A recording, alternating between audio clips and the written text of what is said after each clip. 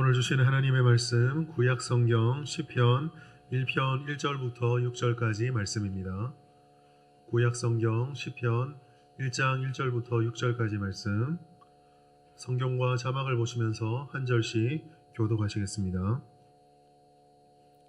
제가 먼저 1절 읽습니다. 복 있는 사람은 악인들의 꾀를 따르지 아니하며 죄인들의 길에 서지 아니하며 오만한 자들의 자리에 앉지 아니하고 오직 여호와의 율법을 즐겨하여 그의 율법을 주야로 묵상하는도다. 그는 시냇가에 심은 나무가 철을 따라 열매를 맺으며 그의 잎사귀가 마르지 아니함 같으니 그가 하는 모든 일이 다 형통하리로다. 악인들은 그렇지 아니하며 오직 바람에 나는 겨와 같도다. 그러므로 악인들은 심판을 견디지 못하며 죄인들이 의인들의 모임에 들지 못하리로다. 무릇 의인들의 길은 여호와께서 인정하시나 악인들의 길은 망하리로다. 아멘. 할렐루야. 한 주간 잘 지내셨습니까? 우리 옆에 계신 분과 함께 인사 나누실까요? 끝까지 이겨냅시다.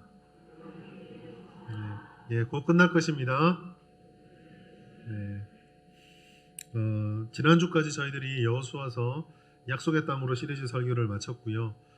곧 다른 설교를 시작하기 전에 2주 동안 이 시편 1편과 2편을 통해서 시편 말씀을 잠깐 묵상하도록 하겠습니다. 여러분 행복하십니까? 1부보다 한 5초 늦으신데 사실 이런 질문 좀 당황스러우시죠? 당혹스러울 것입니다. 우리가 너무 익숙한 질문이거나 아니면 평소 때 잘 생각해보지 않은 질문들을 받으면 많이 당황스럽고 익숙하지 않기 때문에 순간 조금 망설여지게 됩니다. 근데 대부분의 사람들이 참 행복하길 원합니다. 인생을 살면서 더 불행하게, 더 힘들게, 더 어렵게 살려는 사람 아무도 없습니다. 사람들의 행복을 바란다는 거 굳이 이야기하지 않아도 모두가 다 알고 있습니다. 저도 참 행복하고 싶고요. 제가 섬기는 우리 진주성북교회 모든 성도님들도 다 행복하기를 바랍니다. 그런데 신방을 다니고 또 여러 주변 사람들과 이야기를 나누어 보면 행복하십니까? 라고 질문하면 다 행복한 것 같지는 않습니다. 입술로는 잘 지냅니다, 괜찮습니다 라고 말하지만 방금 말씀하신 것처럼 대답 나오기 전에 3초, 5초의 그 침묵이 주는 그 메시지가 있거든요. 참 힘든 시대를 우리는 분명히 살아가고 있습니다. 오늘날 우리가 얼마나 어려운 시대를 살아가고 있는지 이게 수치로도 좀 나와 있는데 2021년 한 방송국에서 OECD에서 집계한 2018년부터 2020년까지 3년 동안의 그 행복지수, 국가 간의 행복지수를 발표한 적이 있습니다. 우리나라 행복지수 발표됐는데 10점 만점에 우리나라가 몇 점일까요? 10점 만점에 마이너스요. 10점 만점에 5.85점이었습니다. 이게 위에가 몇 점인지 모르기 때문에 좀 의아한데요. 그 OECD 점수 순위를 보면 OECD 나라 37개국 중에서는 35위, 그리고 전체 조사 대상 149개 나라 중에서는 62위였습니다. 그 62위 뒤에 보면 우리가 흔히 알고 있는 좀 어렵고 못 사는 나라들이 많이 그렇게 있었습니다. 우리가 경제 규모나 여러 가지 국가 위상이 참 많이 올라왔음에도 불구하고 이런 수치들은 참 우리를 당혹스럽게 하는데, 그 중에 우리나라가 특히 이렇게 좀 점수를 낮게 받았던 항목이 근무환경, 그 다음에 생활환경, 그 다음에 삶의 질, 특히나 급속도로 높아져 가고 있는 노인빈곤, 이런 것들이 전체적인 점수를 많이 낮추는데 기여를 했습니다. 그리고 근로시간이, 사실은 이 평가 과목에서 근로시간이 최악이었는데요. OECD 평균이 1726시간인데 연간 1726시간인데 우리나라 근로시간이 1967시간, 그러니까 241시간을 더 일을 하고 있다라고 합니다. 그러면 하루에 8시간을 치면 어떻게 될까요? 한 30일, 한 달 정도를 다른 나라보다 더 많이 일을 하고 있다, 이런 통계가 나오고 있습니다. 아마 이런 통계를 보면서 어떤 분들은 그렇게 생각하시겠죠. 역시 헬조선이구나, 우리나라는 살기 힘든 나라구나, 그렇게 생각할 수도 있습니다. 그런데 저는 여기에 역질문을 좀 던져보고 싶습니다. 만약에 우리나라가, 아니면 어떤 나라가 이 행복지수 점수에서 만점을 받았다면 정말 행복할까요? 거기는 아무런 고민도 없고 전부 다 복받은 사람만 가득할 것 같을까요? 제가 이 수치들을 보면서 제 자신에게 던졌던 질문은 이거였습니다. 우리도 저런 나라가 되고 싶다가 아니라 저런 수치에 연연하지 않는 진짜 행복이 무엇인지를 알고 싶다. 그 복을 누리고 싶다 였습니다. 그리고 오늘 말씀을 통해서 우리 교회와 성도들이 참복과 행복을 누리려면 어떻게 해야 되는지를 조금 살펴보고자 합니다. 오늘 본문은 바로 그 부분에 대해서 우리들에게 말씀해주고 있습니다. 먼저 오늘 본문 시편 1편이 우리에게 전해주는 첫 번째 교훈은 두 종류의 인생이 있다라는 것입니다. 시편 1편은 150편이나 되는 시편의 첫 시작입니다. 그런데 첫 시작이라는 말은 이게 첫 1편이기 때문에 시작이라는 의미가 아닙니다. 여기서 말하는 첫 시작이라는 말은 시편에 노래되고 있는 인생의 모습들이 집약되고 축약된 형태로 이 1편에 들어있기 때문입니다. 그래서 어떤 분들은 이 시편 1편은 시편 전체의 주제다라고까지 말을 했습니다. 그리고 그 시편은 두 종류의 인생이 우리에게 있다라고 말씀해주고 있습니다. 첫 번째는 복 있는 사람입니다. 시편 1편 1절은 복 있는 사람이라는 말로 시작을 하고 있습니다. 이 말씀은 우리들에게 한 가지를 분명히 알려주는데 그것은 이 세상에 복 있는 사람이 존재한다는 것입니다. 그리고 복 있는 사람이 존재한다는 것은 그 사람이 복되도록 만들어주는 복도 있다라는 것이죠. 복 있는 사람은 있다라고 말합니다. 존재 유무에 대해서 성경은 말하지 않습니다. 무조건 있습니다. 그리고 그 복 있는 사람이 있으면 그 복을 위해서 존재하는 복도 있습니다.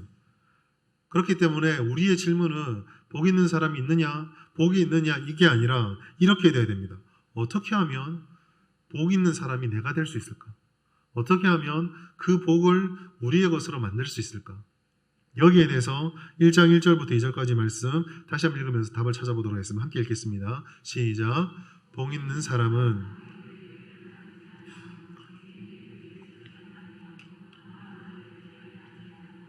오직 여호와의 율법을 즐거워하여 그의 율법을 주야로 묵상하는도다.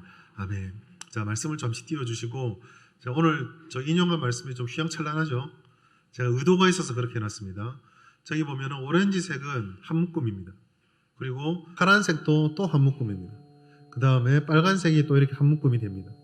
이 부정적인 노래와 긍정적인 내용을 함께 담고 있는데 여기 보면 특별히 1절의 부정적인 부분 보면은 세 가지가 세 묶음이 세 번 연속으로 등장을 하고 있습니다.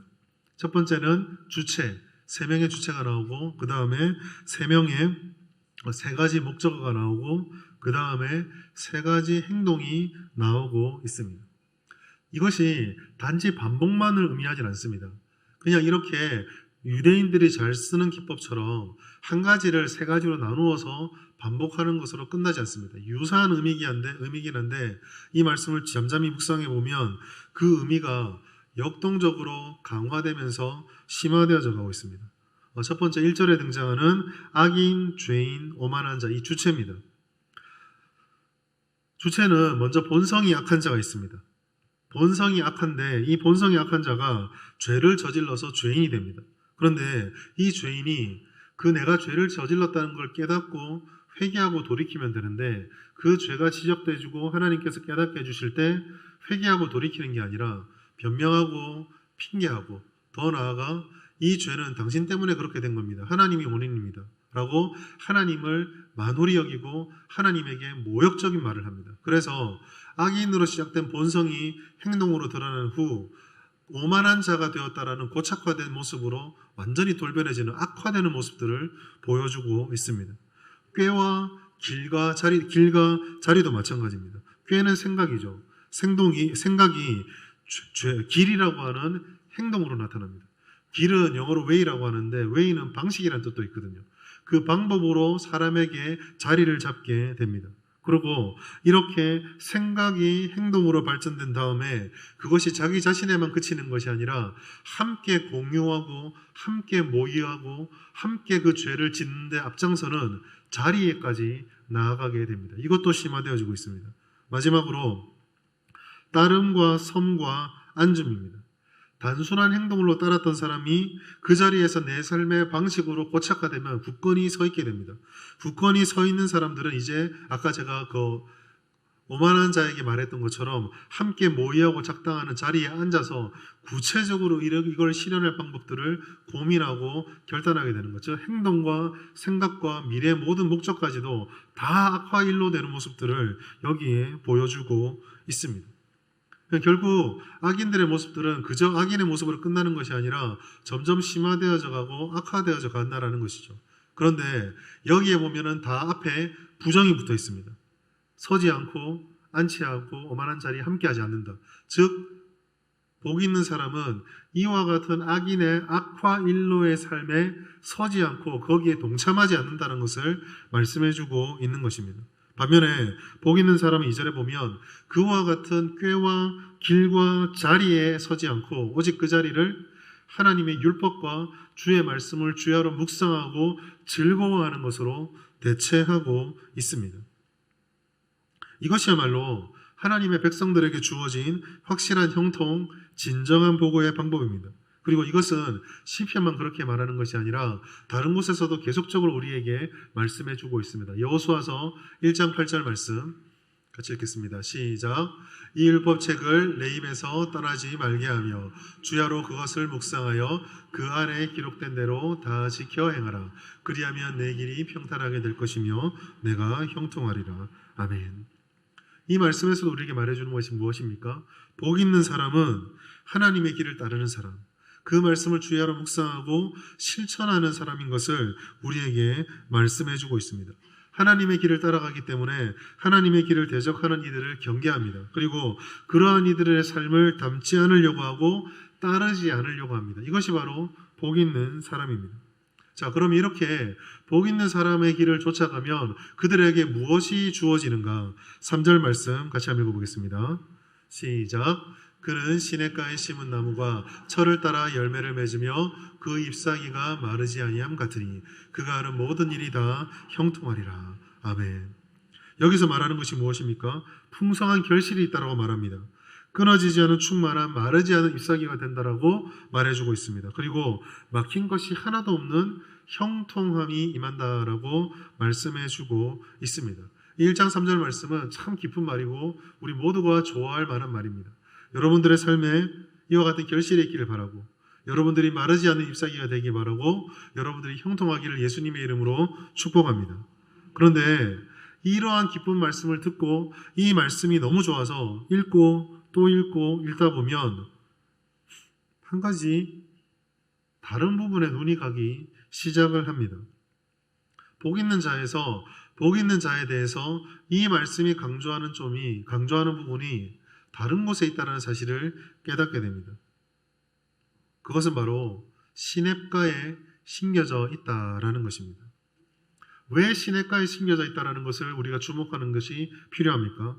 그것은 우리가 이 3절에 있는 결실, 마르지 않은 형통이 늘 우리 삶에 계속되어지지 않기 때문입니다. 우리 현실이 항상 열매를 맺습니까? 우리의 현실의 삶이 항상 마르지 않습니까? 여러분 늘 형통하십니까? 교회를 다닌다고 해서 우리가 하나님의 자녀다라고 우리 스스로를 규정하지만 그런 우리들이 현실에서 맞이하고 있는 것은 우리도 역시 실패를 하고 우리 인생이 메마른 것 같은 것을 경험하고 내가 그렇게 열심으로 계획하고 통과하기 위해서 열심으로 노력했지만 마치 벽에 치는 것처럼 막혀 있는 것을 경험한다라는 것입니다. 심지어 2절의 말씀처럼 주의 말씀을 주야로 묵상하고 하나님과 기도하기를 힘쓰는데도 우리는 여전히 그와 같은 좌절을 경험합니다. 풍성한 소출이 따르지 않습니다. 마르지 않는 것이 아닙니다. 형통도 복이라고 생각했는데 우리가 기대하는 것과 전혀 다른 모습으로 나타나서 마치 실패하는 것처럼 느껴질 때가 있다라는 것이죠. 따라서 우리들은 여기에 우리의 목적을 두어서는 안 됩니다. 우리가 복 있는 자라면 당연히 다 잘 돼야지, 성공해야지, 마르면 안 되지, 형통해야지. 이거를 바라보면 우리는 곧 내가 복 있는 자가 아닌가라는 의심을 하게 된다는 것이죠. 거기에 대해서 이 3절의 말씀은 시냇가에 심겨진 것이 진짜 복이다라고 말씀해주고 있는 것입니다. 진정한 복은 시냇가에 머물며 거기에 뿌리를 내리는 것이 진정한 복입니다. 이것은 1절, 2절 대비에 적용하면 보다 더 명확하게 드러납니다. 복 있는 자와 악인이 있는 것처럼 참 시냇가에 심긴 사람과 거짓 시냇가에 심겨 있는 사람이 있습니다. 거짓 시냇가는 무엇입니까? 거짓 시냇가는 사람들의 본성과 기호에 맞는 것입니다. 거짓 시냇가에 있는 사람들은 본성과 기호를 만족시키기 위해서 죄를 탐하고 꾀를 내고 그러한 자리를 탐닉합니다. 그러다 보니 어떻게 됩니까? 영원히 샘솟는 물에서부터 자양분을 얻지 못하기 때문에 결국 말라 죽습니다. 반면에 참 시냇가는 하나님의 말씀, 하나님의 은혜의 자리입니다. 그것은 하나님의 말씀을 통해서 우리의 본능과 우리의 욕망이 제어되는 자리입니다.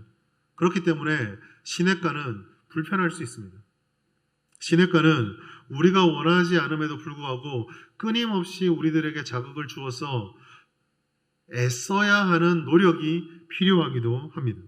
그래서 간혹 우리는 시냇가에 있으면서도 이게 참 복이라는 사실을 자주 외면합니다. 그러나 바로 그와 같은 시냇가, 우리가 때로는 불편할 수 있고 때로는 힘들 수 있지만 바로 그 시냇가에 있는 것이 참된 복을 얻는 것이고 생명을 얻는 것입니다. 우리가 그렇게 시냇가에 있을 때 열매와 마르지 않는 샘과 형통은 우리가 시냇가에 있기 때문에 우리에게 찾아오는 부산물과도 같은 것입니다. 오늘 우리는 이 사실을 깨달으면서 무엇이 참된 복인지를 새롭게 규정해야 되겠습니다. 결과로 얻어지는 것들에 우리의 목적을 두어서는 안 되죠. 우리는 하나님 안에 심어진 것이 참 복이다라는 사실을 기억해야 합니다.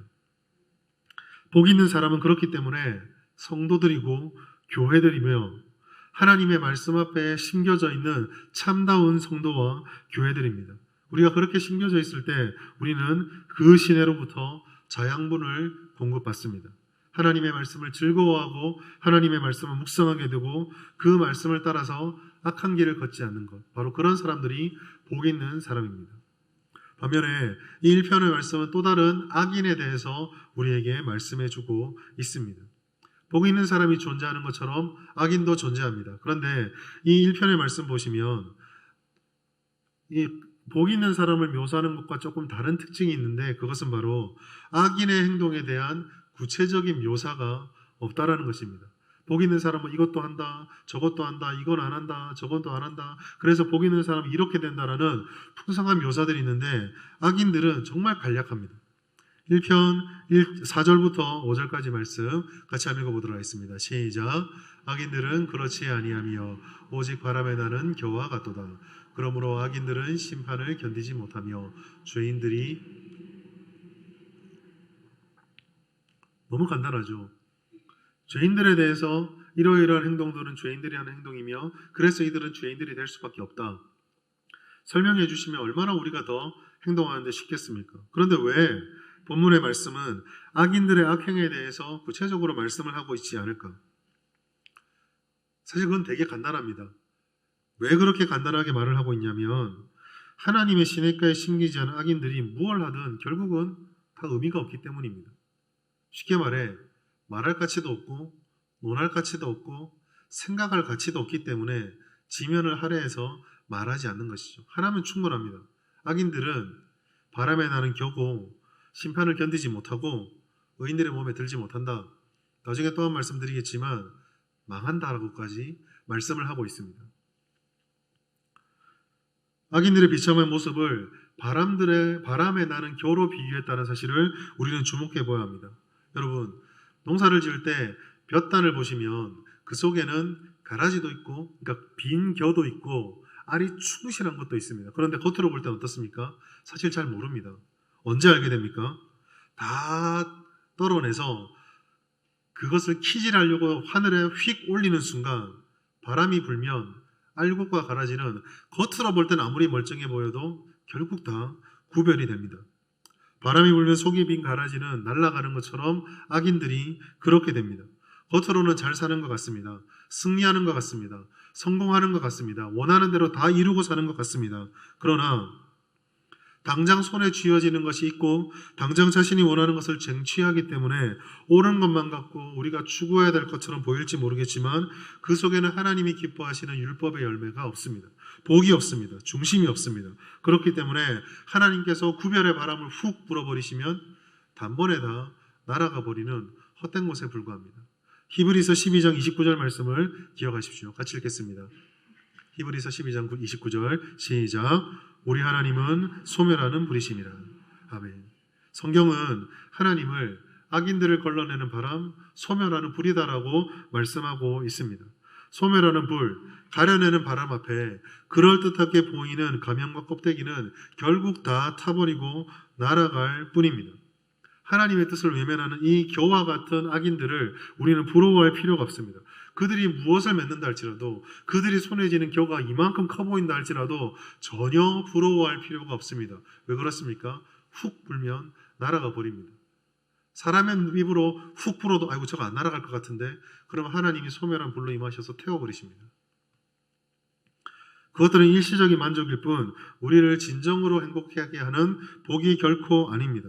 성경은 이들은 결코 의로운 자의 자리에 들어오지 못하고 영원한 복에 들어서지 못한다라고 분명히 말씀해 주고 있습니다. 성경은 이렇게 말합니다. 그들의 결국입니다. 6절에 그들은 망하리로다. 자, 여러분, 이렇다면 이렇게 복 있는 사람과 악인들을 구별해주고 말씀해 주셨고 복 있는 자가 있다라고 했는데, 그런데 이 말씀을 그대로 받아들이고 다시 한번 보시면 이 질문이 떠오를 수밖에 없습니다. 누가 복 있는 사람인가?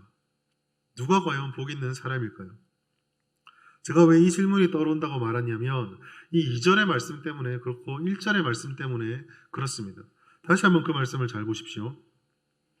1절에 나타나 있는 악인들의 꾀를 따르지 않는다, 죄인들의 길에 서지 않는다, 오만한 자리에 앉지 않는다. 그리고 2절에 오직 여호와의 율법을 즐거워하고 그의 율법을 주야로 묵상한다. 이 말씀을 반복적으로 읽다 보면 저는 이런 생각이 떠오르더라고요. 나는 복 있는 사람이 아닌 것 같은데, 왠지 저는 악인에게 좀 가까운 것 같습니다. 왜 그렇습니까? 죄를 짓거든요. 여러분, 이게 왜 중요할까요?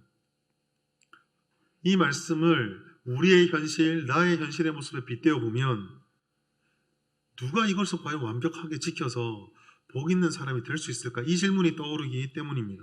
여러분, 이 의문은 결코 가벼운 것이 아닙니다.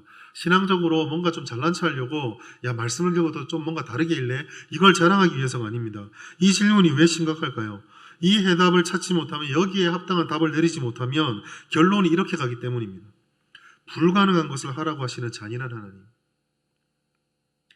불가능한 것을 하라는 거 보니 아무도 할 수 없고, 아무도 할 수 없으면 결국은 이 세상에 복 있는 자는 아무도 없고, 복 있는 자가 아무도 없다는 말은 복도 없다라는 것이고, 그 절망만 남습니다. 그렇게 절망에 남으면 악인은 결국 하나님이 그렇게 세상을 만들었기 때문에 구조적으로, 필연적으로 도달할 수밖에 없는 지점이다, 이렇게 생각할 수밖에 없습니다. 그렇게 고착화되면 악인이 존재하는 이유, 이 땅에 악이 존재하는 모든 이유의 근본 원인은 하나님이 될 수밖에 없죠. 그렇게 모든 원인을 하나님에게 돌리고 나면 우리들은 선을 행할 이유도 없고 책임도 없습니다. 그건 하나님이 하셔야죠. 우리는 원래 안 되기 때문입니다. 그렇게 결정하고 나면 우리에게 남은 선택은 딱 하나밖에 없죠. 그저 우리들의 생각나는 대로, 하고 싶은 대로 하면 됩니다. 왜요? 이렇게 되도록 하나님이 만드셨으니까요. 이게 맞습니까? 결단코 그렇지 않습니다. 결코 그럴 수 없죠. 결코 그건 아닙니다. 그러면 우리는 다시 질문으로 돌아갑니다. 누가 과연 복 있는 사람입니까? 사실 이 질문은요, 구약의 관점에서는 답을 할 수가 없습니다. 왜 그렇습니까? 구약의 역사가 우리들에게 계속적으로 알려주는 것은 이 여호와의 율법을 주야로 묵상하더라도 실패하는 인간이기 때문입니다. 아무도 그 율법을 지키지 못했습니다. 그러나 이 질문은 신약 시대를 살아가는 우리들은 답을 할 수가 있습니다. 왜 그럴까요? 바로 신약의 주인공이 되신 예수 그리스도 때문입니다. 히브리서 4장 15절 말씀 같이 읽겠습니다. 시작. 우리에게 있는 대제사장은 우리의 똑같이 시험을 받으신 이로되 죄는 없으시니라. 바로 이 부분에 있습니다. 죄가 없으신 예수님 때문에 우리는 여기에 답을 할 수 있는 것입니다. 예수님께서는 죄가 없이 이 땅에 오셔서 이 땅에서 하나님의 모든 뜻을 온전히 따르시고 분별하시고 지키셨습니다. 단지 그분의 말씀을 지키는 것으로 끝난 것이 아니라 하나님의 모든 말씀을 완벽히 선행하시고 수행하시고 다 이루신 인간이다라고 스스로를 고백하셨습니다. 요한복음 19장 30절, 예수께서 신 포도주를 받으신 후에 이르시되 뭐라고 하셨다고요? 다 이루었다. 누가 과연 다 이루었다 할 수 있습니까? 이 땅에 살아가는 누구도 다 이루었다 할 수 없는데 예수님은 다 이루셨습니다. 그럼 다시 시편으로 돌아옵니다. 예수님께서 무엇을 다 이루셨습니까? 악인들의 꾀에 따르지 않는 것을 이루셨습니다. 죄인들의 길에 서지 않는 것을 이루셨습니다. 오만한 자들의 자리에 앉지 않는 것을 이루셨습니다. 하나님의 말씀의 뜻을 분별하고 주야로 묵상하며 그 말씀대로 지켜 행하는 것을 이루셨습니다. 아무도 못했는데 예수님은 하셨습니다. 여러분, 시인도 성령의 영감으로 이것을 본 것 같습니다. 1절에 보면 복 있는 사람은 하고 되어 있을 때 이 주어가 단수로 되어져 있습니다. 그러면 다시 구약의 관점으로 볼까요? 다윗 역시, 시편의 대부분을 썼던 다윗 역시 스스로 오만한 자, 악인들의 꾀, 죄인들의 자리에 길에 서는 모습 경험들을 했습니다. 우리아를 죽였습니다. 간음을 했습니다. 자기의 목적을 이루기 위해서 비록 전쟁이지만 필요 이상의 살인을 저질렀습니다. 결혼하기 위해서 100명이면 족하다 했는데 200명의 표피를 잘라왔습니다. 그러면 그 스스로 노래를 지으면서 이 말씀을 딱 적으면 무슨 생각을 했을까요? 야, 나도 이거 아니다. 그런데 단수를 썼습니다. 어딘가 있을지도 모르는 복수의 사람이 아니라 단수를 썼습니다. 왜 그렇습니까? 하나님께서 성령의 영감을 통해서 주와 주 대신 주를 바라볼 수 있게 만들어 주었던 그 다윗이 영감을 받아 메시아를 보며 노래를 했기 때문입니다. 우리는 바로 이 때문에 예수 그리스도 때문에 복 있는 자가 행복한 자가 될 수 있는 것입니다. 왜 그렇습니까? 우리는 그리스도의 구원의 은혜를 받았기 때문입니다. 모든 사람이 늘 하나님과 함께하며 그 율법과 말씀을 묵상하고 빈틈없이 실천하는데 다 실패합니다. 저도 그렇고요. 이 자리에 계신 모든 사람들이 다 그렇습니다. 그런데 우리는 복 있는 사람입니다. 왜 그렇습니까? 예수께서 우리의 이러한 실패와 죄를 짊어지시고 십자가를 짊어지셨기 때문입니다. 그 예수를 믿고 그 예수를 순종하고 믿음으로 주님께 나아갈 때 우리는 하나님께서 그 예수의 공로를 보시고 시냇가에 심은 나무, 하나님의 백성으로 삼아주십니다. 바로 이것이 우리가 복 있는 자가 되는 이유입니다. 우리가 실패하더라도 예수께서 우리를 그렇게 만들어 주시는 것이죠. 그렇다면 누가 복 있는 사람입니까? 먼저는 예수님이 원형 첫 열매요. 바로 우리들이 복 있는 사람들입니다. 그렇다면 우리들에게 남아있는 것은 딱 한 가지입니다. 복 있는 자로서 우리가 어떻게 이 복된 자에 합당한 삶, 행복을 결심하고 행복을 누리고 살 것인가? 바로 이것입니다. 복 있는 자로서 합당하게 살아가고 복 있는 삶을 살기 위한 첫 번째, 모든 악을 버려야 합니다. 1절 말씀에 나타나 있는 우리는 그 악을 경계하고 버려야 하지만 복 있는 자의 삶을 살 수가 있습니다. 여러분, 악은 시냇가가 아닙니다. 악은 독입니다. 악은 바짝 마른 사막이자 신기루입니다. 아무리 달려가봤자 그곳에서는 생명이 없습니다. 성도는 어떤 존재입니까? 성도는 예수님의 은혜로 죄와 속박, 우리를 얽어매던 그런 죽음의 속박으로부터 해방된 자들입니다. 예수님의 은혜가 무엇입니까? 예수님의 은혜는 우리를 사로잡고 있던 죄의 사슬이 끊어진 것 아닌가요? 그런데 우리가 다시 악을 방치한다는 것은 그렇게 우리를 속박한 끈을 끊어주셨던, 쇠사슬을 끊어주셨던 예수님의 은혜를 망각하고 다시 그 사슬을 짊어지는 것입니다. 그것보다 예수님을 모욕하고 하나님의 마음을 아프게 하는 것이 없습니다. 따라서 우리가 힘써야 되는 것은 자명합니다. 악을 버려야 합니다. 단지 악을 버리는 정도가 아니라 상종하지 말아야 합니다. 데살로니가 전서 5장 22절 말씀 같이 읽겠습니다. 시작. 아멘. 악은 어떤 모양이라도 버려야 합니다. 여기서 어떤 모양은 단지 모양 자체를 말하는 것이 아니라 every kind of evil이라고 해서 모든 종류의 악을 버리라라고 말씀하고 있습니다. 여러분, 사실 우리가 살아가는 시대는요, 실용주의 시대입니다. 우리가 살아가는 이 시대의 가장 중요한 정신 중에 하나는 포용과 관용과 타협의 정신입니다. 이러한 세상의 세계관들이 의외로 우리의 일상에 깊이 뿌리를 내리고 있습니다. 그리고 이와 같은 뿌리가 우리에게 내려졌다는 이 약점을 우리의 대적이 너무 잘 압니다. 그래서 이 부분을 집요하게 파고들어와 우리를 무너뜨립니다. 이러한 시도들 때문에 우리는 때로는 악앞에서 적정한 선에서 때로는 타협하고 여러 가지 이유를 들어서 악과 바르지 않는 것들을 종종 활용하고 타협할 때가 있습니다. 쉽게 말해 결과가 좋으니까 이 결과를 하나님께서 기뻐하고 좋을 것 같으니까 그 과정은 조금 눈 감아줬으면 좋겠다, 이런 생각을 하는 것입니다. 하나님께 영광 돌리는 일을 이루었으니 스스로를 위로하고 있는 것이죠. 그러나 여러분, 그렇지 않습니다. 고등부하고 청년부 사역을 하면서 특별히 참 힘든 것 중에 하나가 이런 것들입니다. 수련회를 하고 아니면은 열심히 신앙훈련을 잘 시켰는데 고3이 되거나 직장 시험을 앞두거나 공무원 시험을 앞두면 갑자기 아이들이 교회에 사라집니다. 걱정이 돼서 전화를 하면 자기 스스로도 그렇고 간혹 집에서도 그런 이야기를 합니다. 고3 지나고 네가 합격해서 하나님께 영광 돌리고 그렇게 교회가 얼마나 모양이 좋으냐. 여러분, 아닙니다. 결코 그렇지 않습니다. 그것은 타용이고 실용입니다. 불합격하면 하나님이 영광 받지 않으십니까? 아닙니다. 인생의 실패자들이 구약에 얼마나 가득합니까? 보십시오. 실패한 자들이 하나님과 합한 자들입니다. 히브리서 11장에 있는 믿음의 인생들을 보십시오. 믿음의 조상 아브라함 마노라 팔았습니다. 이삭 마노라 팔았습니다. 야곱 사기쳤습니다. 삼손 여자에 팔려가지고 사명 다 잃어버렸습니다. 그런데 믿음의 사람입니다. 우리는 이 인식을 보아야 합니다. 성경의 이 엄중한 경고를 기억하십시오.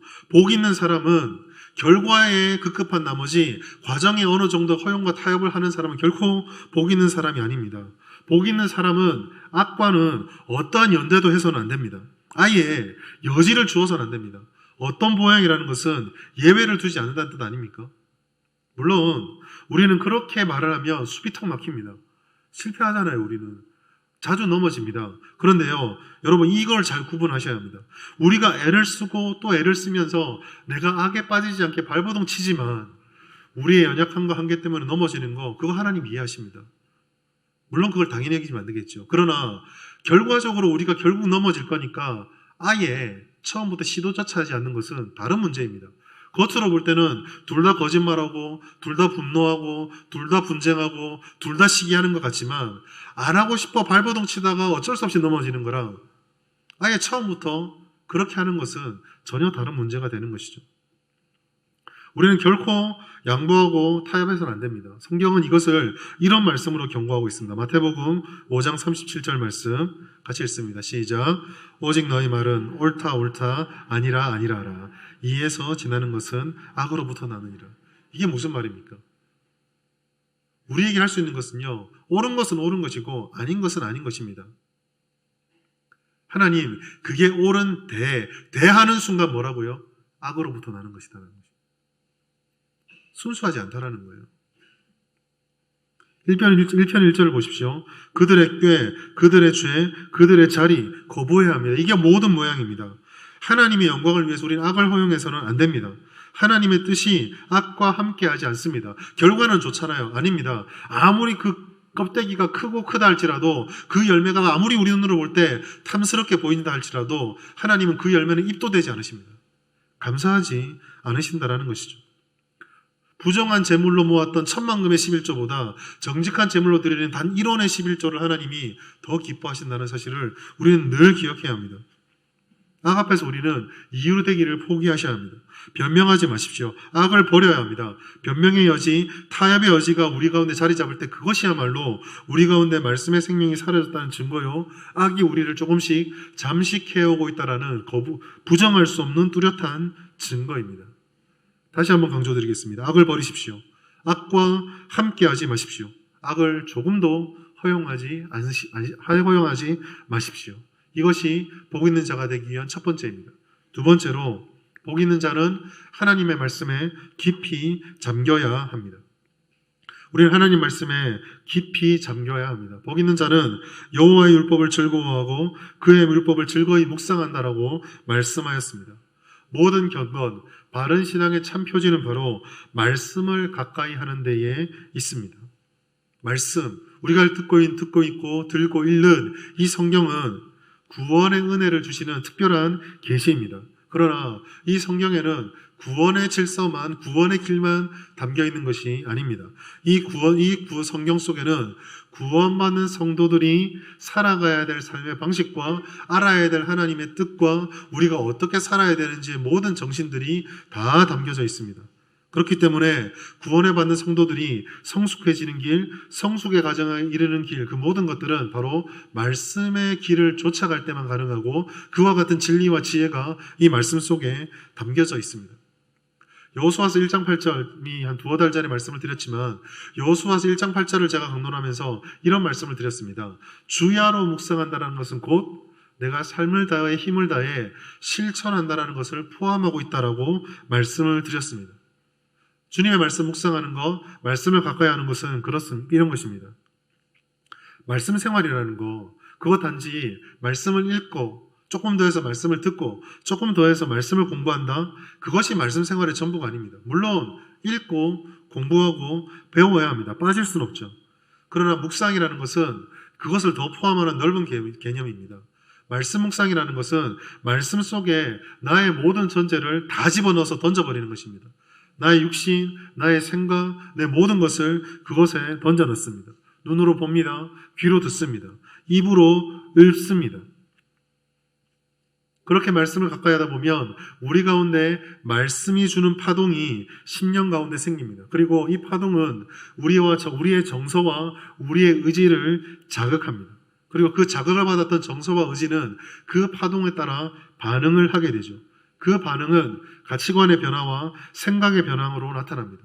가치관의 변화고 생각이 변하면 거기에서 그 기준에 따라서 하나님이 원하시는 것과 내가 원하는 것, 하나님이 기뻐하는 것과 내가 기뻐하는 것, 하나님이 싫어하시는 것과 내가 싫어하는 것이 구분되어지기 시작합니다. 그 구분에 따라서 우리는 삶을 통해 하나님이 기뻐하고 하나님이 즐거워하고 하나님을 따르는 길을 반복적으로 실천하고 하나님이 싫어하는 것과 내가 원하지만 하나님을 버려야 되는 것들, 깨달아지는 것들을 버리는 작업들을 계속하는 것입니다. 그런데 이와 같은 버리는 작업들을 하다 보면 내 자신의 한계를 늘 부딪히게 됩니다. 말씀 깨닫는 것도 부족하고 실천하는 능력도 부족하고 내가 어제는 다 이긴 줄 알았는데 다시 넘어지는 죄의 연약함을 발견하게 됩니다. 이 어떻게 할 수 없는 한계에 봉착하게 된 그 한 사람이 주님 아버지께 부르짖을 때 발동되어지는 은혜가 있습니다. 무엇입니까? 내 안에서 말할 수 없는 탄식으로 간구하시는 성령의 역사를 그때서야 체험하게 됩니다. 이것이 성령의 동행을 경험하며 말씀에 깊이 잠기는 것의 정체입니다. 모든 것이 다 들어가는 것이죠. 이와 같은 은혜의 길, 말씀의 길은요, 우리를 부담스럽게 하는 것이 결코 아닙니다. 만약에 우리가 말씀을 통해서 복의 맛, 이 말씀이 주는 행복의 진수를 맛보지 못했다면, 그 말씀을 읽고 배우고 말씀 속에서 우리를 전율케 하시는 하나님을 느껴보지 못했다면 우리는 아직 복 있는 자의 자리에 들어서지 못했을 수도 있고 복 있는 자의 길을 걷지 못하는 그 맛을 모르는 자에 불과할 수도 있습니다. 여러분, 이것은 최고의 행복입니다. 주님의 말씀 속에는 모든 것을 역전시키는 능력이 있습니다. 하나님의 말씀은 어둠을 비치는 빛입니다. 하나님의 말씀은 낙심한 심령, 좌절한 심령을, 절망을 인해서 자존감이 바닥에 떨어진 심령을 살리시는 힘입니다. 우리는 말씀 속에서 우리가 얼마나 소중한 존재인지를 깨닫게 됩니다. 말씀을 깨달으면 비로소 우리가 가진 약속이 무엇인지, 우리가 얼마나 가치 있는 존재인지를 깨닫게 된다는 것이죠. 그리고 그 말씀에 깊이 젖으면 비로소 우리의 참 행복과 복이 무엇인지를 알게 되는 것입니다. 오늘날 교회와 성도들이 신앙의 즐거운 행복을 누리지 못하는 이유, 세상의 악에 그토록 무기력하게 우리의 마음을 빼앗기는 이유, 그것은 바로 이 진짜를 모르기 때문입니다. 과거보다 훨씬 부유해졌습니다. 많이 편해졌습니다. 박해와 핍박 사라졌습니다. 제 때만 해도 신앙생활 하다가 교회에서 집에 갔다가 머리 깎여 오는 자매들이 있었거든요. 요즘 그런 자매들 없습니다. 엄마들 잘랐다가 바로 경찰에 신고당합니다. 못합니다, 그렇게. 그런데 보십시오. 모든 것이 다 편해지고 좋아진 것 같지만 정말 행복합니까? 교회 세상의 영향력이 어떻습니까? 사라지고 있지 않습니까? 세상 사람들 우리를 바라보며 야 너희는 이 시국에 뭐가 그렇게 행복하냐? 라고 말하십니까? 왜 이렇게 됐을까요? 그것은 세상이 도저히 흉내낼 수도 없는 우리가 가지고 있는 유일한 강점, 아니 우리가 가진 전부인 생명이자 힘의 원천인 말씀이 사라져버렸기 때문입니다. 말씀이 사라져버렸기 때문에 우리 가운데 그 자리를 다른 모든 사람과 똑같은 세상의 가치가 자리를 잡았습니다. 그러니까 우리가 아무리 노력을 해도 세상 사람들과 똑같은 노력을 하는 것에 불과하니 그들이 우리를 바라봤을 때 부러워할 이유도 사모할 이유도 우리에게 매력을 느낄 이유도 없는 것이죠. 여러분 말씀에 깊이 잠기십시오. 참 행복과 풍성한 복을 누리는 비결, 지혜와 복을 깨달을 수 있는 비결입니다. 여기에 깨닫게 되면 이 진짜를 맛보게 되면 도저히 세상의 죄와 악에 동조할 수가 없습니다. 이 행복을 어떻게 그토록 저급한 것에 빼앗기게 놔두겠습니까? 시편 19편 10절 말씀 같이 한번 읽겠습니다. 시작. 금, 곧 많은 순금보다 더 사모할 것이며 꿀과 송이꿀보다 더 달도다. 아멘. 말씀 맺겠습니다. 이 땅에 있는 두 길, 복 있는 자의 길과 악인의 길이 있습니다. 모두 다 행복을 원하지만 두 부류의 사람이 다 참 행복을 누리는 것은 아닙니다. 오직 참 행복은 복 있는 자의 삶을 살아가는 바로 그 사람에게만 주어져 있습니다. 그 길에만 참 행복이 있습니다. 우리는 이 복을 기억하면서 참 복이신 하나님, 그 영원한 시냇가에 뿌리 내렸다는 사실을 늘 기억해야 합니다. 예수님은 우리를 그러한 뿌리 내린 자녀로서 삼아 주셨습니다. 우리는 바로 그와 같은 복을 소유하고 있는 하나님의 영원한 백성입니다. 따라서 우리는 이 은혜를 기억하며 이 은혜와 행복을 지킬 수 있는 일에 힘써야 합니다. 모든 악을 버리십시오. 악을 허용하지 마시고 호시탐탐 우리의 행복을 빼앗으려는 세상의 악인들, 그들의 꾀와 자리와 죄를 피하십시오. 모든 모양으로 버리고 아예 이용을 할 생각도 허용할 생각도 하지 마십시오. 이렇게 하면 그래도 결과적으로 교회 좋은 거 아니냐라고 우리 마음속에 드는 그 욕망의 속삭임을 근절하십시오. 결코 그렇지 않습니다. 죄는 그 어떤 이유, 그 어떤 모양으로도 하나님과 함께 할 수도 함께 해서도 안 됩니다. 여러분의 자녀들이 여러분에게 돌체 안 가봐라, 샤넬, 구찌 사들고 왔는데 니 돈 어디서 났노? 훔쳤는데요. 기쁘십니까? 악은 모든 모양이라도 버리십시오. 그리고 이를 위해서 말씀에 깊이 들어가십시오.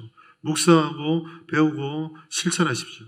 적당히 가까하는 것이 아니라 이 말씀에 내 자신을 던져 넣으십시오. 사모하시고 기도하십시오. 그 은혜가 우리에게 깨달아질 때 우리가 누리는 복, 우리가 가진 행복이 이런 것이구나, 아무 것으로도 대체할 수 없는 것이구나 깨닫게 될 것입니다. 이것이 바로 행복의 정도요, 우리가 결심해야 될 행복입니다. 이것을 기억하시면서 이 행복을 누리고 이 행복을 전해서 이 세상 사람들, 악에 지쳐있고 죄악으로 인하여서 실망하고 우울하고 힘들어하는, 그것도 모르고 살아가는 저들에게 하나님의 말씀을 전해줄 수 있는 복된 우리 진주 성북교회 성도님 될 수 있기를 예수님의 이름으로 축복합니다. 하나님 아버지 감사합니다. 오늘도 우리에게 말씀의 은혜를 부어주시니 감사합니다. 오늘 말씀을 통해 복 있는 사람이 누구인지, 우리가 어떤 행복을 소유한 자들인지 알게 해주시니 감사합니다. 모든 사람의 행복을 추구합니다. 그러나 오직 예수를 올바로 믿는 이들만이 참 행복과 복을 누린다고 하셨습니다. 하나님, 우리의 마음을 유린하고 우리를 어리석게 만드는 죄와 우리의 눈을 가리는 악한 생각과 자리를 분별하게 하시고 악은 모든 모양이라도 버리게 하여 주시옵소서. 그리고 말씀 속에 우리를 던져서 그 안에 풍성이 거하며 악을 분별하고 말씀의 풍성한 은혜와 놀라운 능력을 경험하는 복된 인생 살도록 우리를 주장하여 주시옵소서. 감사드리며 예수님의 이름으로 기도드립니다. 아멘. 찬송가 429장 찬양드리겠습니다.